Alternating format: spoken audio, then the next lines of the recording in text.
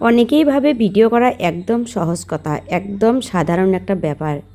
ওরা অনেকেই ভিডিও করে এ ধরনের যারা মনে ভাবে তাদেরকে বলি ভিডিও করা এত সহজ না, কোনো কাজেই সহজ হয় না।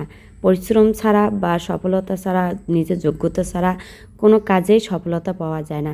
আমরা যেমন রান্নাবাড়া করি, রান্নাবাড়া করতেও তো একদম সহজ কথা না। যারা রাঁধতে পারে তাদের জন্য সহজ, আর যারা রাঁধতে জানে না তাদের জন্য অনেক কঠিন।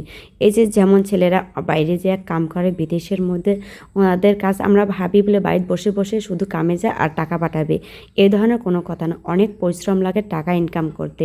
তেমনই একটা ভিডিও করতে অনেক পরিশ্রম লাগে, অনেক সাহস লাগে, নিজের অভিজ্ঞতা দিয়ে একটা ভিডিও তৈরি করতে হয়। আবার যদি অনেক দিন কাজ করার পর নিজের একটা ধৈর্য থাকে, তার মাঝখানে যদি টাকা ইনকাম করতে না পারি, এটা তো কেমন কথা হয়ে যায়। অনেকেই ভাবে ভিডিও করা হয়তো অনেক টাকা পায়, এত সহজ না ভিডিও থেকে টাকা ইনকাম করা।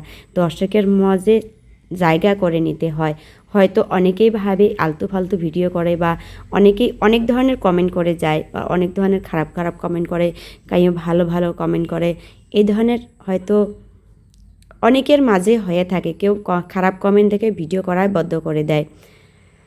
হ্যাঁ, তা আজকে রান্নাটা করছি আমরা লাউ দিয়ে মাছ রান্না, যে লাউটা দেখছিলেন আপনারা সেদিন, তো ওই লাউটা দিয়ে আজকে রাতের মধ্যে রান্না করেছি। মাশাল্লাহ, লাউটা তো অনেক সুন্দর হয়েছে। আমি রান্নাটা রাতে করেছি আর ভিডিওটা আপলোড করেছি একদম সকালেই।